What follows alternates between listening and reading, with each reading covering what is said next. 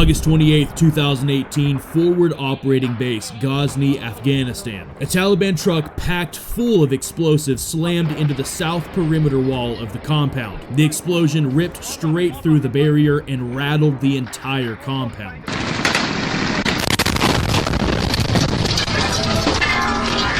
With the perimeter now compromised, 10 insurgents, all wearing suicide vests, charged straight through the breach and into the forward operating base. All in all, the insurgents were carrying more than 200 pounds of explosives on their bodies, along with AKs, PKMs, and RPGs. And they were dead set on killing everyone inside the compound. But unfortunately for them, on this specific day, forward operating base Ghazni just so happened to be packed full of US Army Green Berets. And the Green Berets put them down hard.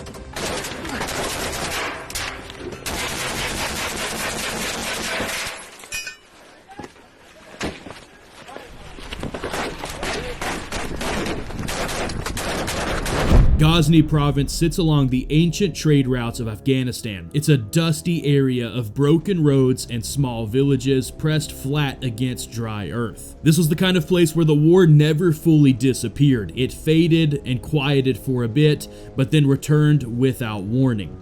Forward operating base Ghazni didn't look like much from the outside. A cluster of HESCO barriers, concrete walls, radio towers, and patched dirt roads carved into the terrain. But inside those walls were Americans and Afghan allies who knew this region better than most. Green Berets of the 1st Special Forces Group alongside support elements, rotating patrols, and forces preparing for yet another day trying to bring stability to an unstable province. Outside the wire, the Taliban moved freely across the rural villages. They watched from the ridge lines, using tree lines and abandoned buildings to track routine. They studied American movement patterns, and they waited. That's how insurgents survived this long, by studying from a distance and remaining patient. On base, the morning began like any other. Radio chatter, operators reviewing weather reports, guys checking their communications gear, others in the motor pool inspecting vehicles, and some prepping to roll out on a potential key leader engagement. Routine tasks that masked just how fragile the ground truly was. Green Berets lived on the edge of constant readiness, especially those who served here. Ghazni had been hit before. They knew the enemy was still lurking, but nobody could have predicted what was about to happen next. Not the scale, not the speed, not the sheer brutality of what was coming. For Special Forces soldiers like Sergeant First Class Earl Plumlee, the mission that day wasn't a direct action raid. There was no planned firefight or assault objective. He was simply one of the men at the compound, working operations, monitoring local intelligence, and preparing for whatever would unfold next. That's something important to understand about Plumlee. He wasn't waiting for the fight. He was prepared for it. In Ghazni, the war often crept into the base through whispers and rumors before it showed itself on the horizon. Reports had come in over the prior weeks about the enemy trying something new. Larger attacks, more coordinated assaults, talks of foreign fighters moving through the region, but nothing specific. Just enough intel to leave the men uneasy, but not enough for them to do anything about it. And so this day continued on like any other day in a long war. No one knew that before the sun fully climbed over the ridgeline, a truck would scream toward the base, loaded with more explosive than any roadside bomb most of them had ever seen.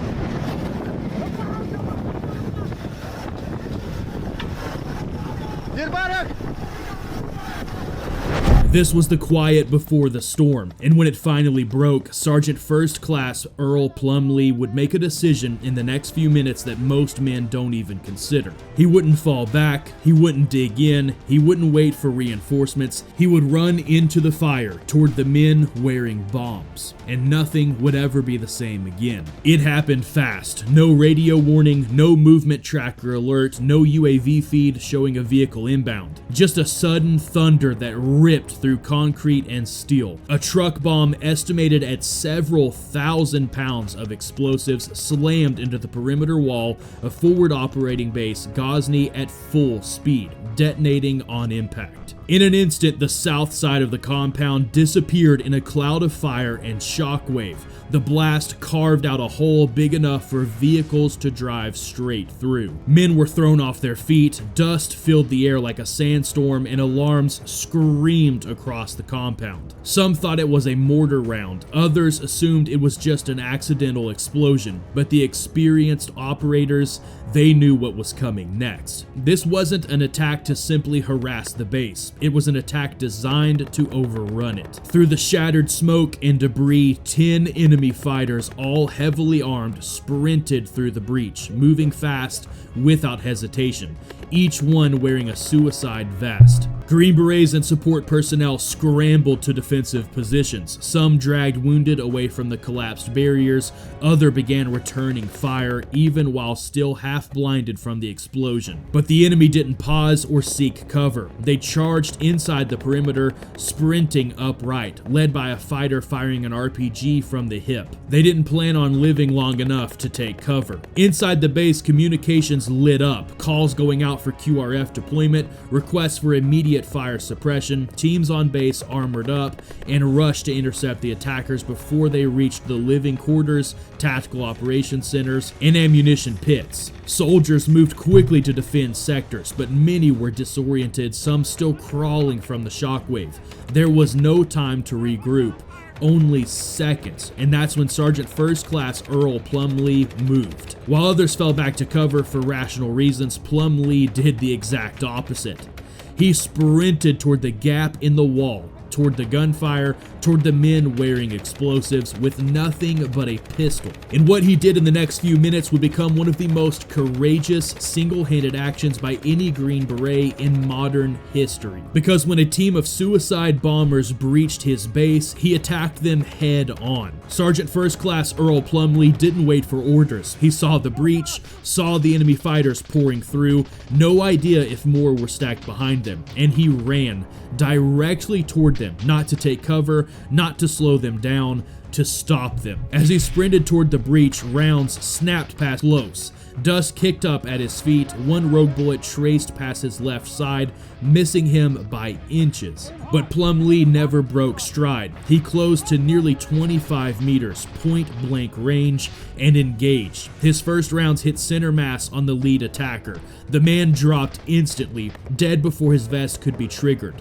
1 down, 9 to go. The remaining fighters now shifted fire directly at Plumlee. Fully aware they didn't scatter, they charged him. One of them raised their RPG. Plumlee snapped another 2 rounds into the gunner before he could fire. The enemy collapsed, with the RPG dropping beside him. But now, the others were closing in aggressively. Plumlee kept moving, never static. Shoot, step, shoot, adjust, advancing while withdrawing sideways to avoid converging fire. He burned through his magazine in seconds. Without pause, he holstered the pistol, sprinted toward one of the dead attackers he had just killed, and ripped an AK-47 from his hands. A Green Beret now fighting with enemy weapons. He snapped the selector to semi and re-engaged, firing controlled bursts. A third attacker goes down with the detonator visibly clenched in his hand. Plumlee quickly puts 2 rounds into the head of the downed fighter to ensure he's dead, but it was a little too late, and the S-Vest gets detonated anyway. The blast throws Plumlee off his feet. For a second, he lands hard and gets the wind knocked out of him, but he gets back up before the dust even settles around him. Because there were still multiple attackers still moving toward other soldiers in the compound, he didn't check himself for wounds, he didn't wait for backup, he didn't fall back. He pushed forward again, moving around the edge of the crater with his gun up and adrenaline taking over. He was one man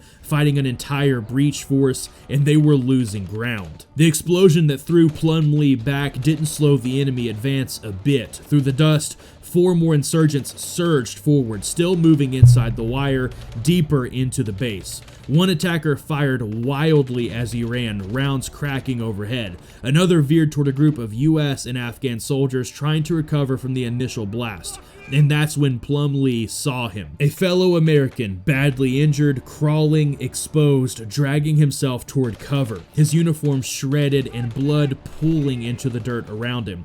Disoriented, barely able to lift his own weapon to defend himself. The enemy fighters closed in, seconds away. Plumlee didn't take cover, he didn't reposition, he ran straight at them. He reached the wounded US soldier and immediately threw his own body over him, absorbing the incoming fire from the enemy. One insurgent raised his AK 15 meters away from them. Plumlee rotated from a shield to a firing position in a single motion, firing the enemy AK-47 he'd taken earlier.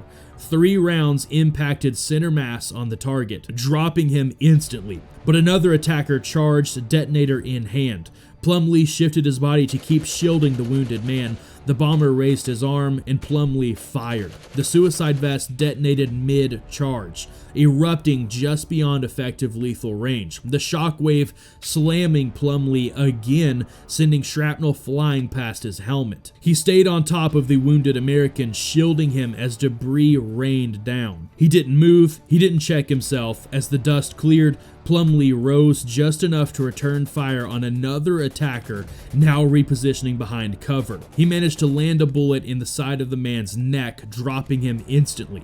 Now some of the base reaction teams were beginning to arrive, a handful of soldiers moving in from the far sector, weapons ready, responding to the chaos around them. They saw Plumlee covered in dust and blood, kneeling over the wounded man he had just saved. The rifle still aimed from a crouched shield position, breathing heavy and fueled by adrenaline, still looking downrange, checking for any movement. He shouted for a medic, not for himself, but for the man beneath him. Then, without hesitation, he stood and moved forward towards the enemy again. There were still more enemy fighters alive inside the base, and for him, the fight wasn't over until they were all dead. Plumlee rose from over the wounded man and immediately pushed forward again, advancing deeper towards the breach site.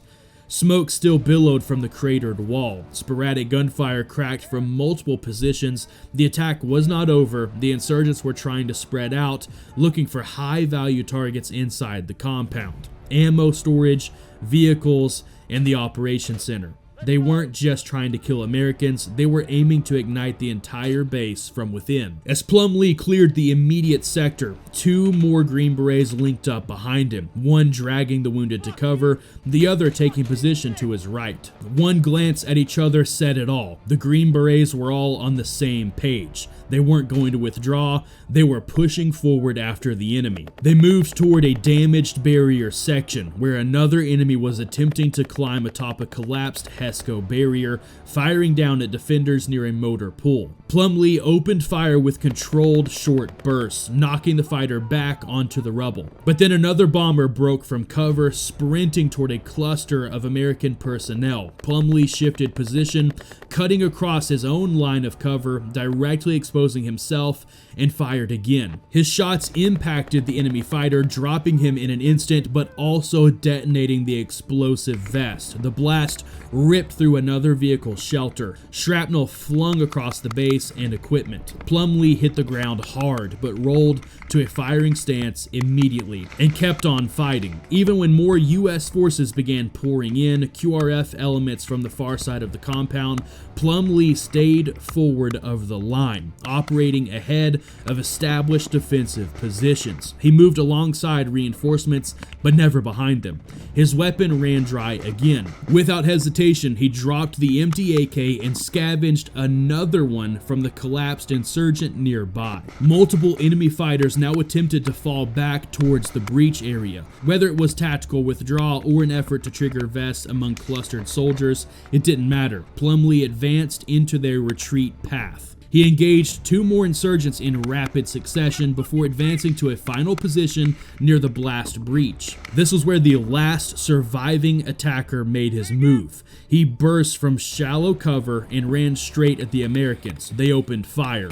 Before he could reach the cluster of US forces, his vest was triggered either by bullets or manual detonation. Smoke and debris expanded outward like the breath of the earth. Plumlee was closest to the insurgent and took the brunt of the explosion. He was knocked back for a 3rd time. He hit the ground hard, and for the first time, he remained still, but only for a second. He then slowly pushed himself back up onto his feet again. The fight was over. Inside the perimeter, the attack force had been annihilated. 10 men had charged the base wearing bombs, not one made it past the initial defense sector, and not one made it out of there alive. The battlefield fell silent. The echo of the final detonation drifted across the compound, fading into stillness.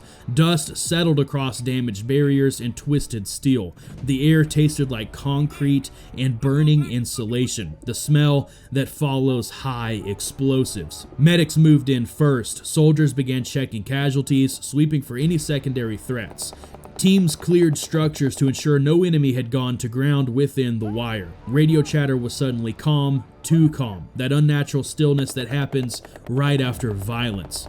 For a few seconds, nobody spoke. Some men looked at the breach, at the crater where the wall used to be. Others simply knelt beside the wounded, hands shaking, adrenaline burning off. And then someone looked at Plumlee. He stood near the edge of the blast zone, gear scorched, face blackened with dust, holding an enemy AK-47 with the sling half torn off. His breath was heavy, but he was upright, alert, eyes still locked on the terrain beyond the breach, like he was waiting for the next wave. A fellow Green Beret approached and tapped him on the shoulder. "You good?" he asked. Plumlee nodded once. "I'm good." He didn't mention being thrown by multiple explosions. He didn't talk about the bullets that skimmed past him. He didn't mention that the only weapon he'd brought into the fight was a pistol. He just stepped past the man, walked toward the crater, and started checking for survivors, enemy or friendly. Those around him were only just starting to process what had happened. 10 suicide bombers had breached the perimeter. In nearly every similar case, those attacks were catastrophic. Compound breaches were designed to cause mass casualties, to overwhelm base defenses before they could respond. This one didn't, because one Green Beret ran toward them instead of away. The wounded soldier he protected survived that day. Many credited Plumlee with saving not just that one man, but preventing an internal detonation that could have killed dozens more. As more soldiers arrived, several assumed a full QRF team had intercepted the breach, that multiple operators had met the attackers head on. Only later during debrief did they learn the truth. It wasn't a squad, it was one man. Amid the chaos, the dust, the alarms, Plumlee finally allowed himself a breath. Not relief, just silence. He finally ditched the enemy AK and was reunited with his own rifle. Plumlee didn't speak much during the debrief. The few words he said were simple. We stopped them, and that's all that matters. In the days that followed the attack on forward operating base Ghazni, the full scope of what had taken place began to settle in. Intelligence analysts counted the remains. Explosive ordnance technicians saw what those vests contained. Leaders reviewed the angles of fire, the terrain, the timing. Every scenario simulation led to the same conclusion. If Sergeant First Class Earl Plumlee hadn't charged directly into the breach point, American soldiers would have died. Likely dozens. A formal review of the attack concluded that multiple bombers were positioned to reach barracks, fuel storage, the TOC, and medical facilities. The rapid engagement disrupted their plan before detonation points could be reached. Unarmed, under fire, outnumbered 10-1, he didn't retreat, he pushed forward. Years later, on December 16, 2021, Sergeant First Class Earl Plumlee stood in the East Room of the White House to receive the Medal of Honor. The room was quiet. Family, fellow Green Berets, members of his unit, some of the men whose lives were saved that day. He wore the uniform of a soldier who had spent over 2 decades in service. When the citation was read, describing how he charged forward, firing a pistol at suicide bombers at close range, some in the audience shook their heads in disbelief. Others bowed their heads, remembering. As the President of the United States presented the medal, he said he left a position of safety, moved directly toward the enemy, and engaged them at close range. He did not back down, he did not hesitate, he did not falter. Plumlee's response was simple. He said he didn't have time to be afraid. He said he just knew someone had to stop them, and in that moment, he was the closest man. He never spoke about heroism, he spoke about instinct, duty, and brothers in arms. One of the men who was on the base that day, the one Plumlee shielded from gunfire, later wrote, I was drifting in and out, everything was chaos, and then I felt someone cover me. He wasn't hiding from the fight, he was between me and it. I owe my life to him. I'm alive because he decided to run toward the explosion instead of away." Another Green Beret who arrived moments later said he was standing there with an enemy rifle, dust everywhere, just staring through that smoke, ready for whatever came next. "I'd never seen anything like it." That's what real courage looks like. Not the absence of fear, not the expectation of survival, just a man knowing the odds and going forward anyway. Because if not him, then who? Staff Sergeant Earl Plumlee never planned to be a hero. He didn't wake up that morning expecting greatness. He didn't have time to think about sacrifice. He simply made a choice. When the wall exploded and the enemy flooded through, when everything in front of him screamed "get down," he ran toward the danger. He fought alone so others wouldn't die. He shielded his wounded brother with his body. He stood back up after each explosion and moved forward again. That's not something you can teach. That's who he was. A Green Beret, a warrior, a protector. And on that day in the dirt outside that shattered wall, he showed the world what those words truly mean. He didn't fight because he knew he'd win.